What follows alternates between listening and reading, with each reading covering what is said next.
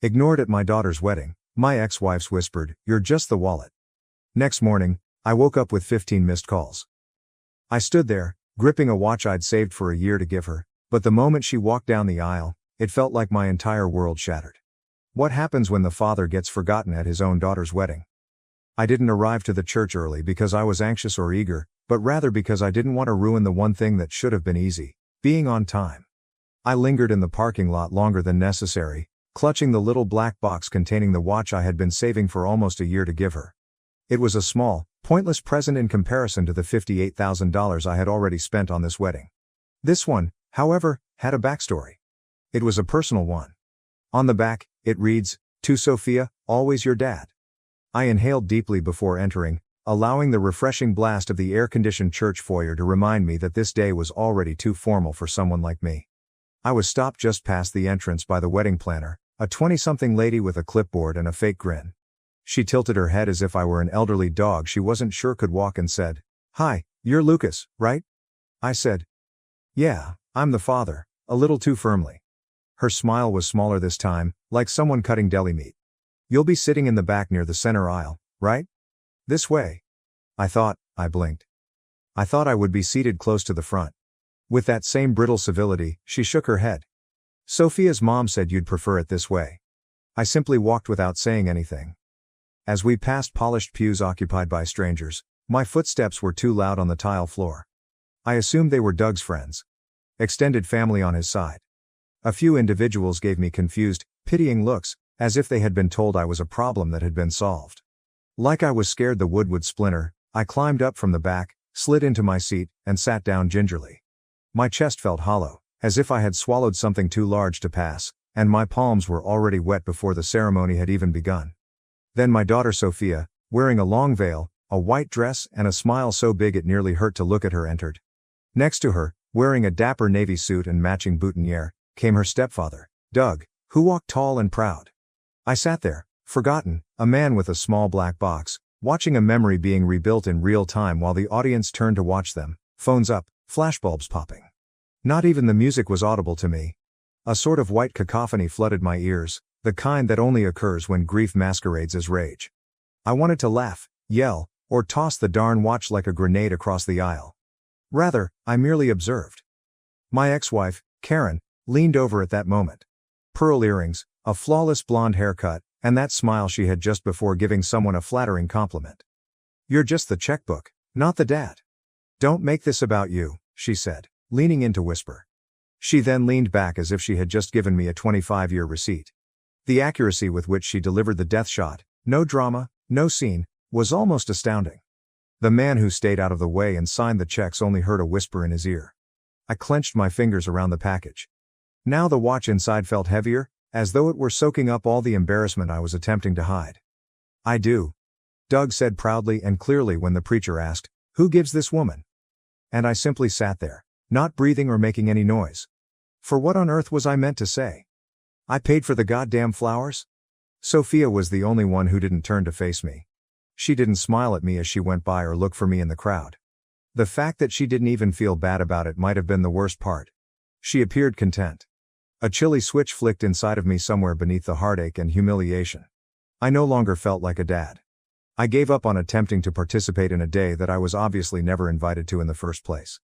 They left me out of the story, but they failed to remember that the author still has the final say. As I sat there grinning in my expensive suit, I watched my daughter leave me with her new father at her side. I did not give a clap. I refrained from crying. I took no action. But by no means was I finished. When you drive a child to school for an extended period of time, especially when the sun is just rising and the world hasn't quite recalled how loud it's meant to be yet, something occurs. Like an unseen thread woven through each shared silence and incomplete sentence, this calm, nuanced understanding develops between you. Those early morning drives, when neither of us really spoke much yet somehow managed to say everything that mattered, are what I remember most about Sophia when she was 8 years old. It was the year following Karen's departure. She didn't object, so I was granted sole custody. Before she took her luggage out, I believe she was nearly halfway through. I won't claim to have been a flawless father. I once sent my daughter to school wearing mismatched shoes because I believed the lights in her room were broken, burned more dinners than I cooked correctly, and neglected to sign a few permission slips. She had only been concealing her laundry, however. Rain, shine, or the kind of tiredness that leaves your bones feeling hollow, I still turned up every single day. I was present. From the age of 6 to 11, I recall taking Sophia to her soccer trials for 5 consecutive summers. She played for a total of just 3 seasons, which is funny. I suppose I was trying too hard even then, constantly showing up when no one asked me to, cheering loudly from the sidelines even when the score was already 10-0. I continued to believe that hard work would win loyalty, if not love.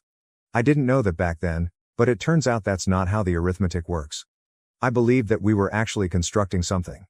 The fragrance of peanut butter permeated the entire home. She enjoyed that for lunch, and I never really figured out how to make anything good other than that. Sometimes I would attempt to make it more interesting, like cutting the sandwich into stars or slipping in a sticky note with a stupid joke, but all she would do was roll her eyes and chuckle like a child who can't express how much they love something. Afterward, there were science assignments, Halloween costumes, and late evenings before math exams when we would sit at the kitchen table and pretend that I knew how to calculate fractions. I will always remember the day she brought her first boyfriend home. She came in holding hands with this gangly youngster wearing a hoodie 2 sizes too big while I was in the garage fixing something that didn't need to be fixed just to keep busy. She said, "This is Kyle." And he appeared to want to burrow into the plasterboard. I didn't make a scene or say anything smart. She chuckled and simply nodded, saying, "You treat her right, or I'll make you cry." Kyle didn't. Those are still my words. At first, though, things altered gradually. A missed call here, a brief embrace there. Around that time, Karen got married again. Doug was a walking advertisement. He was pleasant, successful, and yet always tan. He was funny, owned a boat, and didn't smell like engine oil like I always did. I found it to be good at first. Instead of a distant mother and one workaholic screw-up, she might finally have 2 positive father models. However, it didn't take me long to notice that she spoke his name more than mine, that the holidays had become more complicated, and that I had been invited to lunch on Christmas Eve rather than Christmas morning. This summer was the major change. She became 16. She didn't look me in the eye and hardly touched her food over that entire week. Then one evening, she simply blurted it out in the driveway as I was about to drop her off at her part-time work at the bookstore. "Doug's just easier to talk to, Dad," she remarked. "I should be proud that she found someone else who got her," she continued, as if it were a praise. Hearing it from the girl whose night terrors I used to calm with lullabies I hardly remembered broke something I didn't realize could still break, even if maybe I should have. I remained silent in response.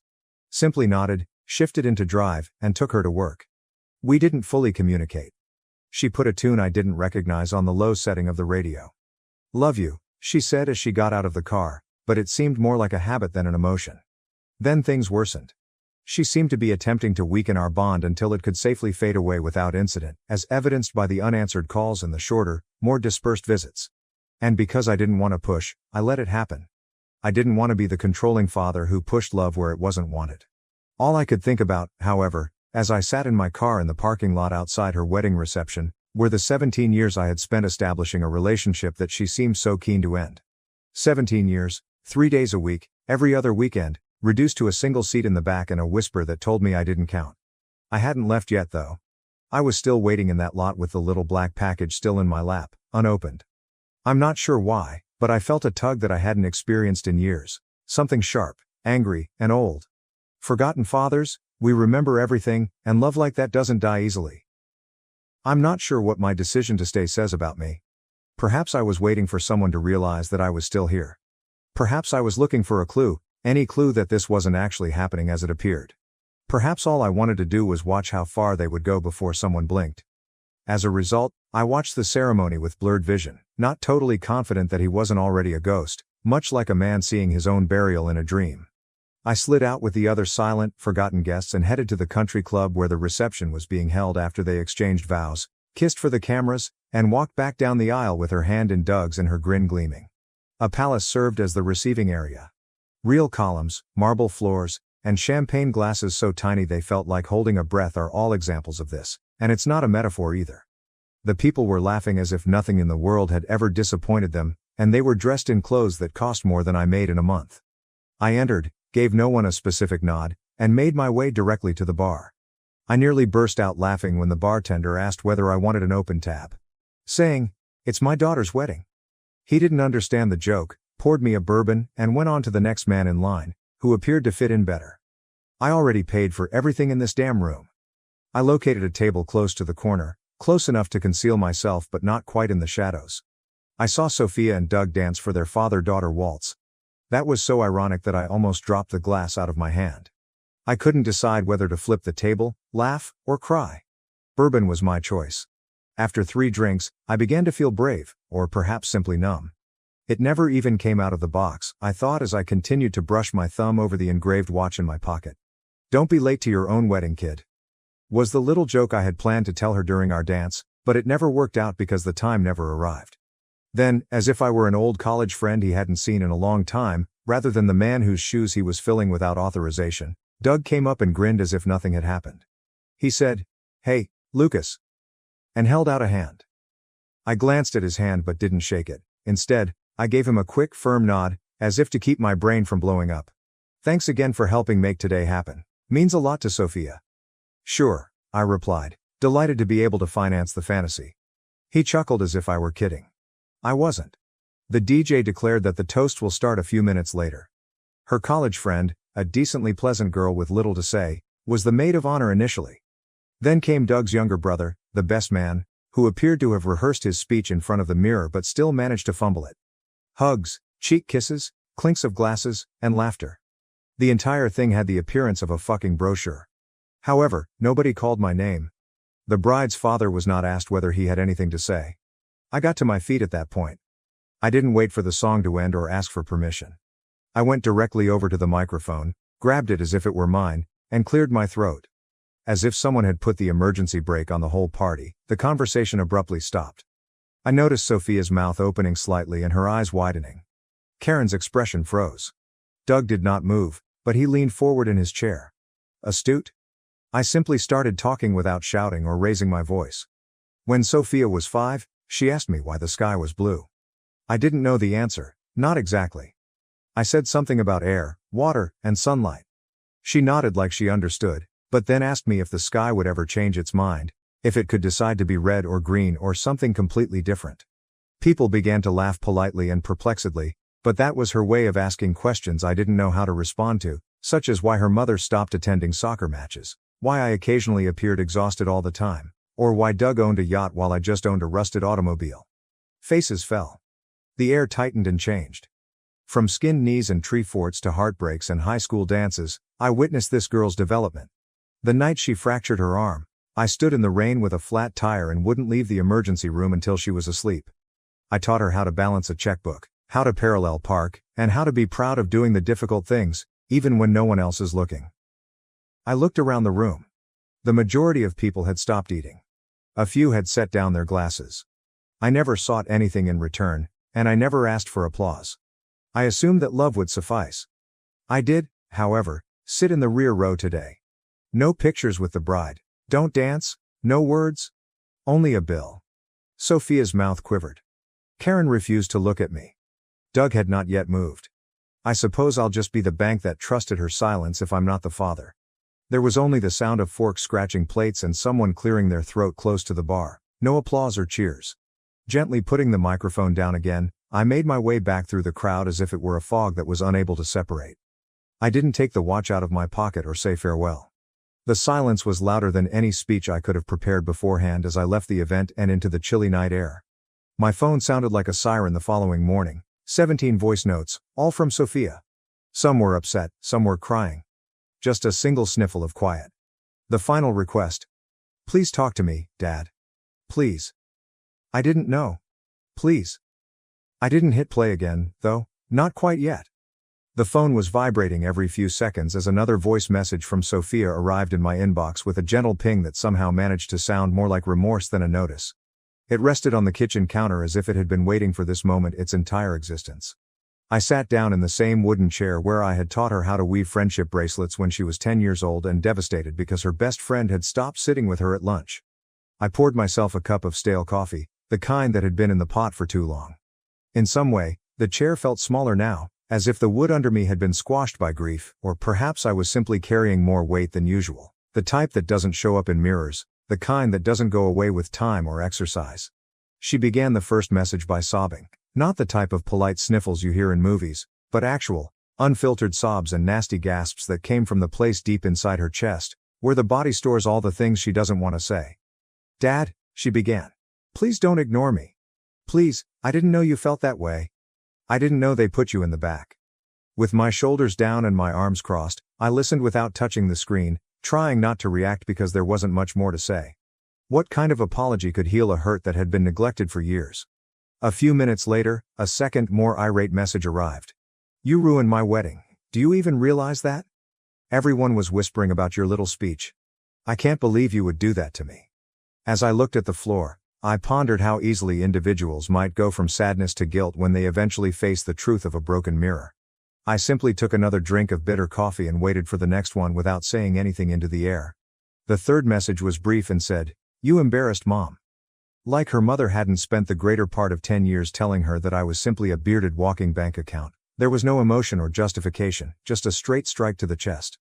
The fourth followed shortly after. "Doug said you told him you didn't want to be involved, that you were too busy with work to care about the planning, that you didn't even RSVP until the last minute. Why would you lie like that?"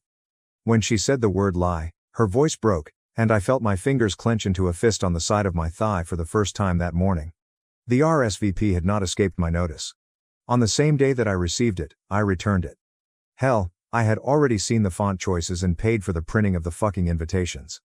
However, it was now beginning to fit together like puzzle pieces that I was unaware were on the table. She had been fed stories by Doug, small, casual things that were likely spoken over breakfast or in the vehicle, never loud enough to set off alarms but just subtle enough to make her wonder who I was. I shrugged when she asked why I hadn't called after her college exams, and I smirked when I didn't attend a brunch to which I wasn't invited. Short tales. Minor omissions. Until I was outside my own daughter's life, peering in through stained glass, each of them put a brick between us. Her tone had changed once more by the seventh message. "I remember when I broke my wrist and you stayed up all night with me. I remember how you used to put my stuffed animals in a circle around me when I was sick so I wouldn't feel alone. I don't know why I stopped remembering those things. I let that one hit where it needed to by closing my eyes." Message 10 was more subdued and worn out. "Doug told me you sold your old truck because it didn't make sense to keep something so sentimental. I always wondered why you never drove it again. I thought you didn't care, but now I'm wondering who told me that." Against the chair's edge, my knuckles were white. The truck was more than simply a car. I never sold it since it was the final gift my father gave me before he died. Since it would no longer pass inspection, I had put it in a storage facility outside of town, but I couldn't bear to part with it. And because Doug had stated so, she now believed that I had thrown it away as if it were nothing. Her voice was low and her breathing was shallow, as if she didn't want anybody else to hear her in the 15th message. "I think he's been lying to me. I don't know what to think." I sat in that chair as if it were made of concrete without moving. The 17th followed. "Dad, Doug told me you didn't even want to be there. He told me you said it wasn't worth the time, that you didn't want to stand up in front of everyone because it would ruin the flow of the ceremony, and I believed him. I believed all of it. I don't know why, but I did. I'm sorry. I'm so sorry." That one broke me, not because it was painful, though it was, but because I had allowed it to happen. I had taken a back seat, attempting to be the bigger guy, the more reserved man, the amiable one who didn't want to cause arguments or stir up trouble. I also allowed someone else to write my portion of the story by doing that. I was unaware that we were on the board, and Doug had been playing the long game. I got out of the chair, went to the drawer that contained the items I didn't want to look at, such as closed accounts, divorce documents, and old pictures with wrinkles from the heat, and took out the card from my attorney. Marcus Hayes was his name, and he had always told me, "If you ever change your mind, you have options." I did that morning. I called because I finally realized what they had attempted to take from me and I wasn't going to give them the last say, not because I wanted retribution. I left the folder in the top drawer of the filing cabinet, under a pile of old tax returns and a washing machine manual that I hadn't used in more than 10 years. Slowly, as if it were something brittle or cursed, I took it out and placed it open on the kitchen table beside a half-full mug of reheated coffee that had once again become lukewarm. Everything was there, notarized, time-stamped, and itemized. Even the down payment receipts for the bespoke lighting and the $1,000 cake that nobody remembered to serve, as well as the catering contract, venue rental agreement, and floral design invoice. Not Doug's, not Karen's, not Sophia's, but mine, my name on every line, my signature in every box, my bank account on every transaction. As the venue planner went over package possibilities and added zero after zero to the price, I recalled sitting in her office and nodding along. I pretended not to flinch because I knew Sophia deserved the best. I continued to think, perhaps naively, that providing it would be more important than the politics of motherhood after a divorce. I recalled the hefty, glossy folder she had given me, which had the words, "Primary Client," printed in block letters on the front. That's when I laughed. "Guess that makes me the boss," I quipped. The woman also chuckled. Neither of us said out loud that I would never be treated that way by anyone. Nevertheless, I sat in my chair at that old kitchen table and read every sentence as if it were scripture weeks after the wedding and days after those 17 phone messages played like a slideshow of remorse. But then I noticed it, underlined in yellow from a meeting months prior. All footage and creative assets are the property of the primary payer, unless otherwise stated in a separate media release. The rest of the text was conventional fare, including liability protections, damage waivers, and non-refundable deposits. Like a freight train in reverse, it struck me. I owned the footage, the pictures, the uncut takes, the soundtrack, and the edit, but not the wedding, the day or the instant she said I do and forgot I was there. There was nothing I wanted to cancel. I didn't want to be the type of man who burns the ground to feel good about himself because the wedding has already taken place. However, I desired something genuine, something enduring, something that, for once, featured me in the picture, not merely as a name on a receipt or a blur in the background, but as a complete, indisputable and irrevocable presence. Consequently, I called the photographer and the videographer twice. "I'm the man who paid your bill," was how both talks began, and that was all they needed to hear. I only asked for one thing, a different cut of the wedding video, my cut, without shouting or making demands. There were no wide pans that covered my face while Doug played the hero, no images of me sitting by myself in the back, and no edits that gave the impression that I was an outsider in a family-filled room. I requested that they use the money I had paid for to produce something truthful, sincere, and silent. I recorded my toast and forwarded it to them. With clenched teeth and a broken heart, I said, "So, if I'm not the father, I guess I'll just be the bank that believed in her." And I asked that the movie conclude with it fading to black on that line. 3 weeks later, they sent the edited version on a flash drive, enclosed in a protective envelope. I once sat by myself in the living room, with the lights out and the volume turned down, and watched it. My face, my words, my presence, and the lengthy silent pause that followed the last statement like an unanswered question were all real. It wasn't dramatic or resentful. I took a while to send it. Uncertain whether I was trying to punish her or set myself free, I kept it on my desk for nearly a week before mailing it, just the flash drive and a printed photo I discovered hidden in the back of a drawer, without a letter or return address. Sophia and I were laughing like the world had never wronged us in the front yard, both of us smeared with mud. With my hair not yet gray and her front teeth still crooked, she must have been 8 or 9 years old. I assumed she would understand me without my having to say anything if she ever opened the present. I remained silent after that. Didn't answer her calls or the fresh wave of messages that arrived, some of which were angry, some of which were hopeful, and one of which was just her sobbing quietly into the phone while repeating, "I didn't know, I didn't know." As if it were a curse or a hymn. I stopped responding because I did too much to continue attempting to wring love out of a relationship that had been reduced to a cameo, not because I no longer loved her. I had no intention of punishing her. I simply didn't want to try out for the part of father in a life that I had already paid a high price to be a part of. Silence is sometimes a disguised form of mercy, despite the common belief that it is cruel. Sometimes the only way to be heard is to remain silent. I kept what I did a secret from everyone, even the lawyer, Karen, and Doug. Sophia is most likely the only one who was aware of it, and only if she viewed the entire movie. Bridges weren't burned by me. I refrained from punching. I simply gave them the bill and turned to go. And perhaps that's the problem with forgetting. You gain the ability to remember everything, not to use it as a weapon, but to recognize the aspects of yourself that cannot be bought, altered or replaced. I simply nod and respond, "Yeah, I was there." Because I was there when others asked me about the wedding, including if I went, danced, or cried. Long before there was a cake, music, dress or guest list, I was there. I was present when she first handled a crayon and sketched a picture of us both grinning under a crooked sun on a hill. She only wanted to know if it would ever alter its mind when I was there and the sky was blue. Even after years have passed, I still don't know the answer, but I do know this. If love without acknowledgement is still considered love, then perhaps some of us lead our daughters down the aisle without ever stepping into the spotlight.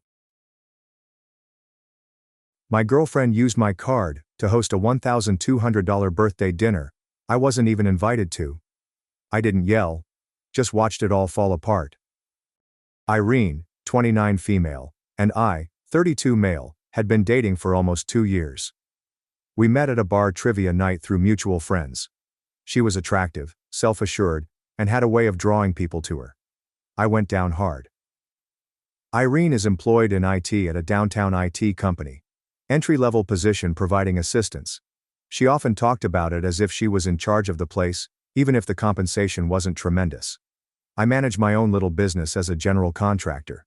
I've taken it from nothing to something I'm proud of, but it's not glamorous. It covers all of the expenses and more. Everything was great when we first started dating.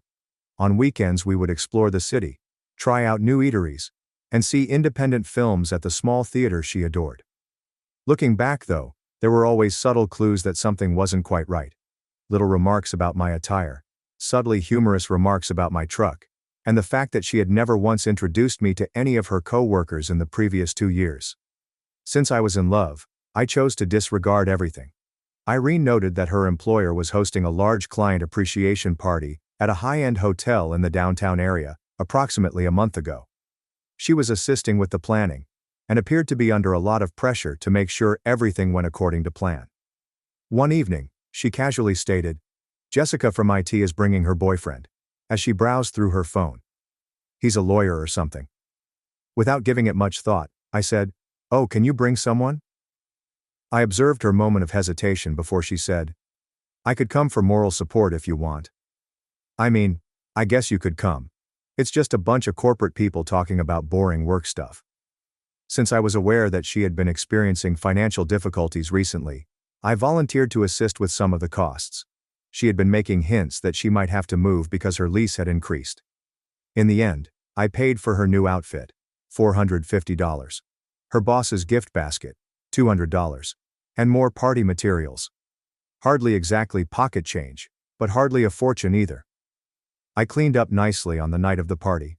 Wore my finest outfit, which I kept for meetings with possible high-profile clients. Got a new hairstyle. The process. When I picked her up in my pickup, Irene asked if I remembered the present basket and hardly acknowledged my appearance.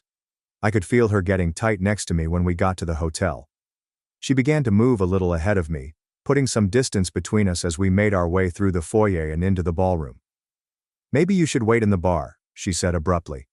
"I need to check on some things first." I said, "I'll just come with you." Although she didn't argue, she appeared irritated and said, "Maybe I can help carry something." I was impressed when we walked into the ballroom. It all looked fantastic. Gourmet appetizers being served, an open bar, and mood lighting. Irene saw some coworkers right away and went over, with me following.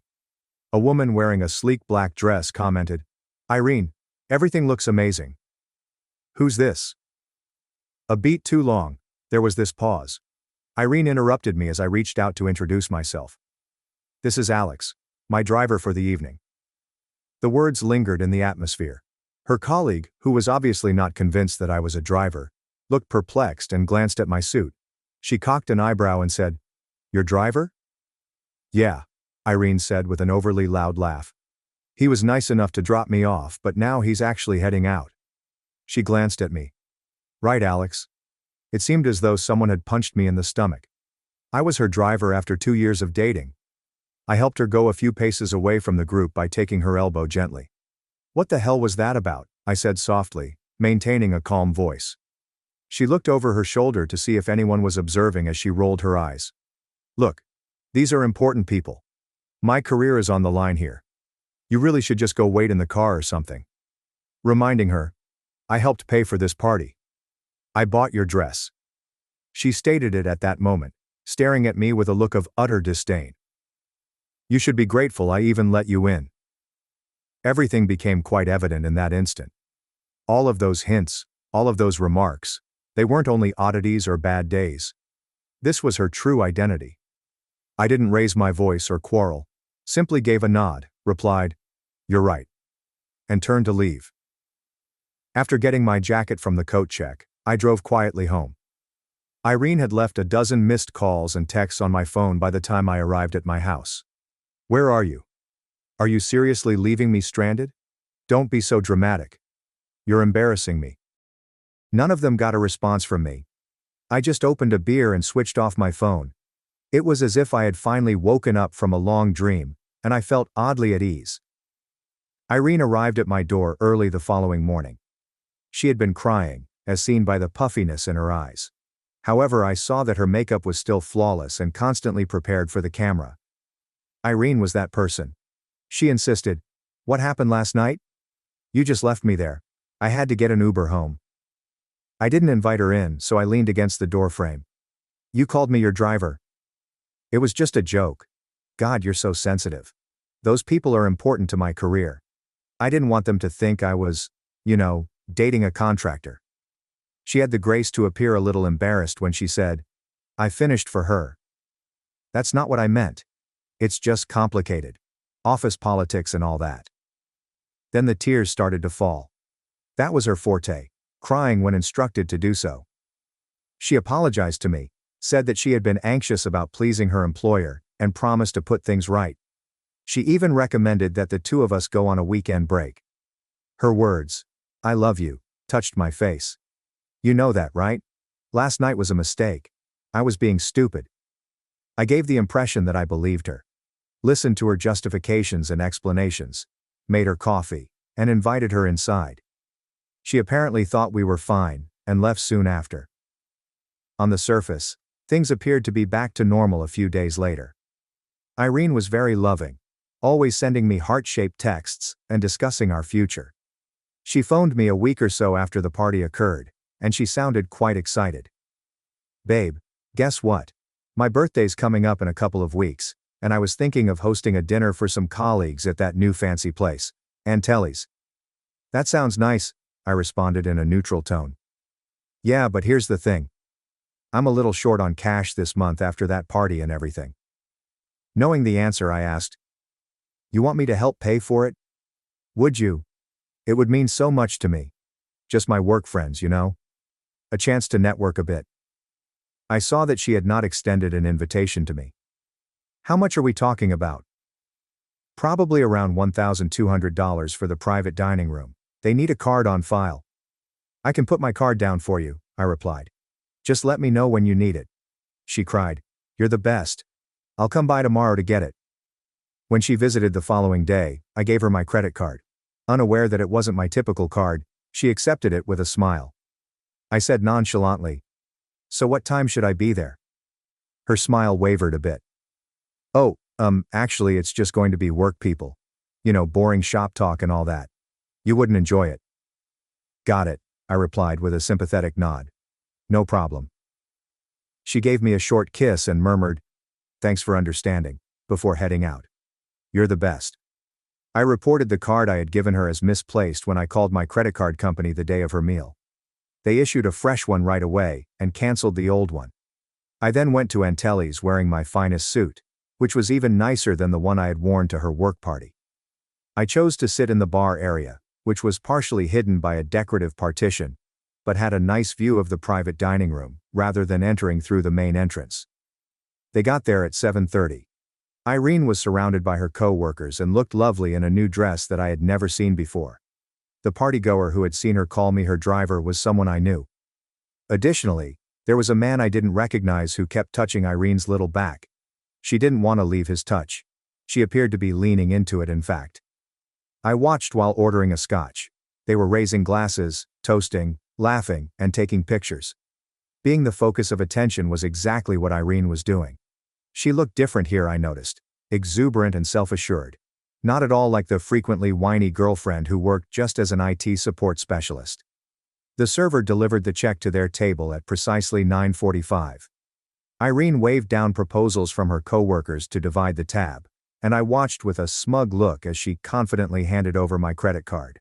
The words, "It's my birthday, please. This is my treat," came to me.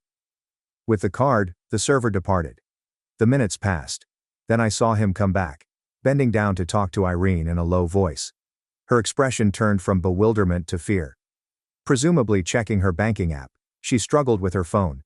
Then she began typing furiously, perhaps messaging me. In my pocket, my phone buzzed. "Alex, something's wrong with your card. It's declining. Call me now." I didn't answer. There was another text. This is serious. I look like an idiot in front of everyone. The bill is over $1,200. I remained silent though.